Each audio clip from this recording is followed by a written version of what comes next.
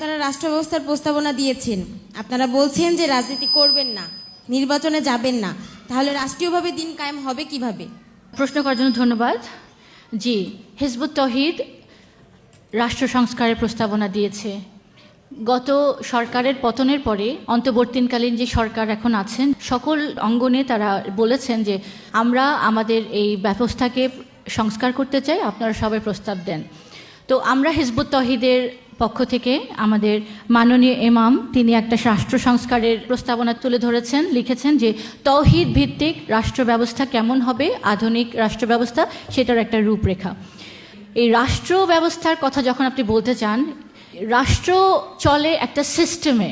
এই ব্যবস্থাটা হয় দুই প্রকার, যেটাকে আপনি বলতে পারেন দিন, জীবন ব্যবস্থা, code of life, system of life.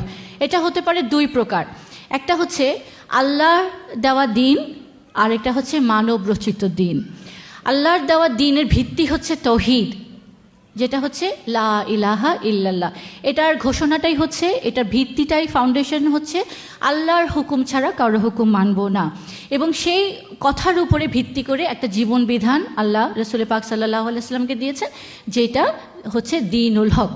এখন এই দিন হচ্ছে দুই প্রকার, যেটা বললাম আল্লাহর দেওয়া দিন, মানুষের দেওয়া দিন। তো এখন যেই কোড অফ লাইফ চলছে এটা হচ্ছে মানব রচিত দিন। বিভিন্ন রকমের সিস্টেম অফ লাইফ আমরা প্র্যাকটিস করেছি, আমরা গণতন্ত্র করেছি, আমরা সমাজতন্ত্র প্র্যাকটিস করেছি, আমরা সাম্যবাদ প্রতিষ্ঠা করেছিলাম, কিন্তু কোনোভাবেই কিন্তু শান্তি আসে নাই। কোনো তন্ত্র, কোনো মন্ত্র, কোনো সিস্টেম অফ লাইফ, কোনো কোড অফ লাইফ আমাদের মানুষকে শান্তি দিতে পারে নাই। এখন এই যে শান্তি দিতে পারে নাই, এর মূল কারণই হচ্ছে যিনি স্রষ্টা তিনি জানেন যে এই মানুষ যাকে আমি সৃষ্টি করেছি কোন পদ্ধতিতে সে জীবনযাপন করে, সে ন্যায় সুবিচার সাম্য প্রতিষ্ঠা করতে পারবে, মানবাধিকার প্রতিষ্ঠা করতে পারবে।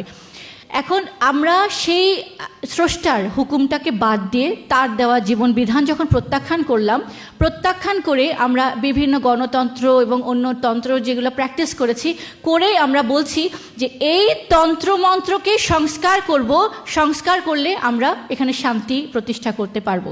কিন্তু বাস্তব কথা হচ্ছে কোনো তন্ত্রই আপনাকে শান্তি দিতে অতীতেও পারেনি, এখনও পারছে না, সামনেও পারবে না। আমরা 2024-এ দেখলাম গণ অভ্যুত্থান হলো, ছাত্ররা আন্দোলন করলো, ছাত্ররা আন্দোলন করে 2000 তাদের বুকে তাজা রক্ত দিয়ে একটা সরকারের পতন ঘটালো, যেটাকে বলা হয়েছে যে ফ্যাসিবাদী সরকার। তারপরে আমরা কি এখানে শান্তি পেয়েছি? আমরা কি এখানে নিরাপত্তা পেয়েছি? এই গত 1 বছরে অন্যায়, অবিচার, অপরাধ এতভাবে বেড়েছে, আর্মির জন্য ডিফিকাল্ট হয়ে যাচ্ছে। পুলিশের উপর যেই ঘটনা ঘটেছে